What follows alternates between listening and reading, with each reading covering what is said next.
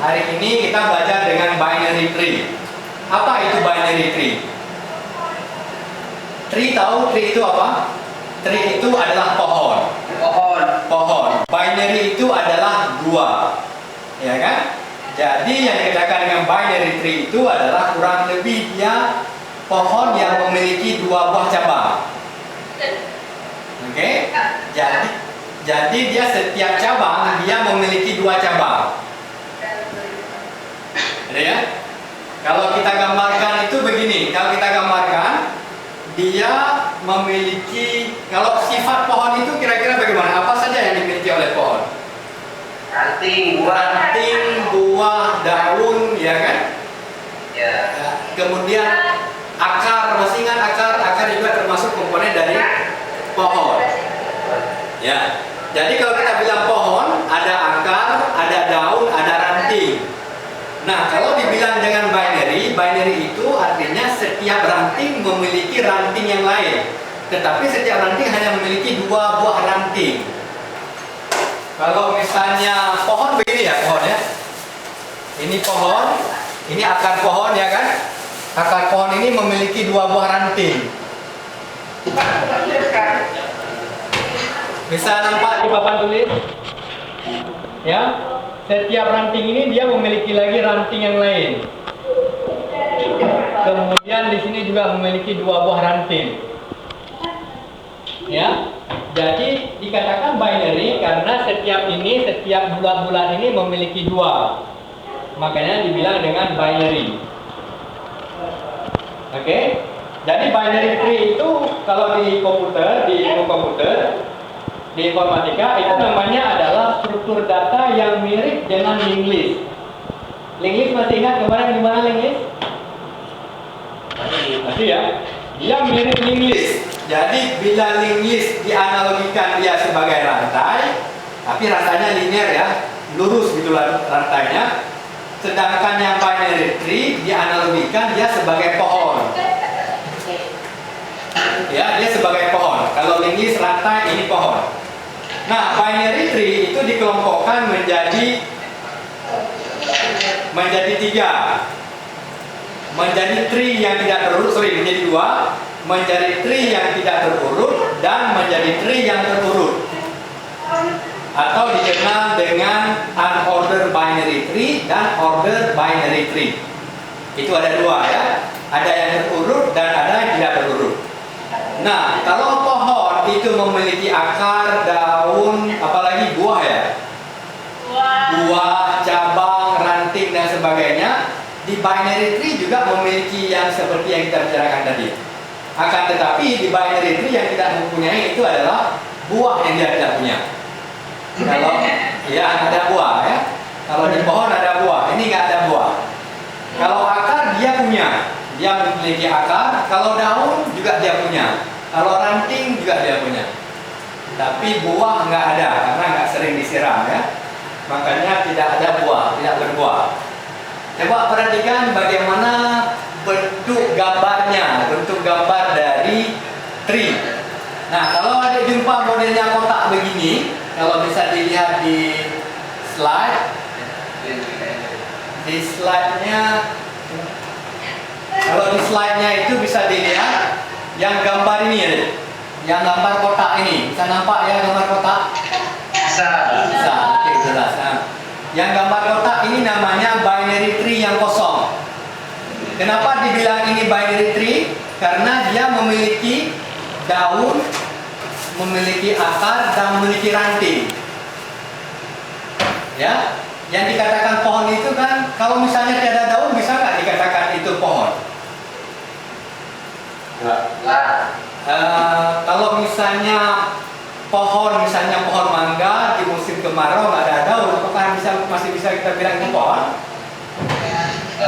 Bisa ya, masih bisa dikatakan pohon. Tetapi tidak ada daun gitu. Pohon tidak ada daun. Nah, tetapi kalau seandainya tidak ada akar, bisa nggak kita bilang itu pohon? Enggak, itu yang enggak ya. Jadi artinya minimal dia ada akar. Minimal ada akar itu disebut dengan pohon. Sama seperti konsep struktur data binary tree, konsep struktur binary tree pohon yang paling sederhana itu adalah yang memiliki akar saja. Nah, ini memiliki akar saja tanpa ada daun, tanpa ada batang, tanpa ada ranting. Itu sudah dikatakan dengan binary ya, binary tree. Tetapi namanya di sini binary kosong. Kenapa binary kosong? Karena dia tidak memiliki ranting dan tidak memiliki daun. Yang hanya dia punya adalah akar saja.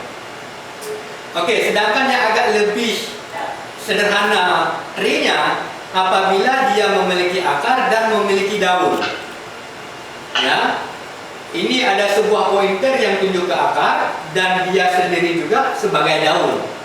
Ini paling sederhana. Ya, ada satu kotak saja, satu lingkaran begini. Ini dia akar dan ini juga dia sebagai pohon, sebagai daun. Sedangkan yang komplit itu dia memiliki akar dan memiliki daun dan juga ada rantingnya. Ini ada ranting, 2 buah ranting, dan ini ada daunnya. Nah, kalau yang begini rupa, ini namanya binary tree. Kenapa dibilang binary tree? Karena ada 2 ranting. Ada 2 ranting ini. Ya, kalau misalnya satu ranting, apakah binary tree? Kalau misalnya saya tarik lagi gini, 1 garis kembali, apakah itu binary tree? Ya.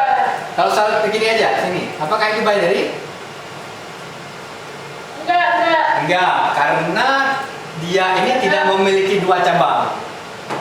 Tetapi ini merupakan tree atau pohon. Ini pohon, tetapi bukan binary tree. Oke ya? Bisa paham ya? Jadi binary tree itu merupakan subset daripada tree atau himpunan bagian daripada tree. Setiap binary tree sudah pasti tree, tetapi tidak semua tree merupakan binary tree. Oke, saya ulang sekali lagi. Semua binary tree merupakan tree, tetapi tidak semua tree merupakan binary tree. Oke. Jadi itu konsep dasar sekali tentang tree. Nah, kita akan melihat apa saja yang bisa kita lakukan dengan tree. Apakah tree ini membantu kita membuat program atau menyelesaikan masalah di komputer atau tidak? Ya, kita tadi sudah ngomong sangat general sekali. Dengan pohon kayaknya agak berhubungan sedikit dengan pertanian ya. Seolah-olah kita belajar pertanian, tetapi di sini kita belajar tentang ilmu komputer. Mari kita lihat apa faedah dan fungsi daripada pohon yang kita ceritakan tadi. Mari sama-sama kita lihat. Yang pertama, konsep dasar yang akan kita ditawarkan oleh pohon itu adalah binary search tree. Binary search tree. Binary search tree itu merupakan tree yang terurut yang memiliki kelebihan bila dibandingkan dengan struktur data yang lain. Dia binary tree, tetapi dia sangat berguna bagi kita untuk mencari data-data tertentu. Ya, kalau kemarin kita hendak mencari data, masih ingat kemarin kalau seandainya kita mencari data dengan menggunakan stack itu kira-kira lama atau tidak? Kalau menggunakan stack, lama tidak menggunakan stack. Misalnya di dalam stack ada urutan data 1, 2 sampai dengan 10. Kita hendak mencari data yang ke-10. Kira-kira itu membutuhkan waktu lama atau tidak? Membutuhkan waktu yang lama. Minimal dia adalah big O of n. Ya, big O of n. Artinya kompleksitasnya itu n. Kalau n-nya itu 10 juta, berarti 10 juta kali kita harus mengecek di dalam stack. Nah, kalau untuk mengecek kemarin linked list, tag sama queue sangat tidak efisien waktu saat pencarian data. Itu sangat tidak efisien. Karena kompleksitas dari pencarian data di queue, linked list dan stack itu adalah big O of n. Itu yang paling the worst case-nya. Misalnya kalau kita hendak mencari data yang paling terakhir, kalau pakai queue dia cari satu-satu sampai dia jumpa dengan data terakhir. Kalau datanya misalnya 10 juta, berarti 10 juta kali dia mencari datanya, mengecek datanya. Itu sangat boros. Nah, dari solusi yang bisa ditawarkan adalah dengan menggunakan binary search tree. Iya, silakan. Gimana kan? Orang ngomong di luar. Oh, di luar. Oke. Saya pikir tadi ada pertanyaan. Oke. Binary search tree. Kita kembali binary search tree. Ya. Jadi apa kelebihannya? Kelebihannya yang pertama proses pengurutan atau sorting dan pencarian. Untuk mengurutkan data dia itu lebih cepat. Kelebihan binary search tree. Kemudian selain itu untuk pencarian dia itu sangat cepat kalau dengan menggunakan binary search tree. Kelebihan, ingat ya, kelebihannya yang pertama searchingnya cepat, sortingnya juga cepat. Itu yang dua kelebihan daripada binary search tree. Nah, kenapa dia lebih cepat? Karena kita menginputkan data berdasarkan urutan dari nilai yang kita peroleh. Nanti akan kita lihat bagaimana proses memasukkan data menggunakan binary search tree. Oke, kemudian kalau dilihat yang ini misalnya, ya, binary search tree dia memasukkan data, dia setiap tree atau setiap daun harus kita masukkan, setiap cabang harus kita masukkan, ya. Nah, kira-kira ada deh. Kalau misalnya ini binary tree atau linked list ini. Kalau kita lihat model begini, linked list tepat sekali. Ini linked list. Karena kenapa? Karena bentuknya seperti rantai. Ya. Kalau seandainya rantainya saya bengkokkan model begini, bisa nggak saya bilang ini sebagai tree?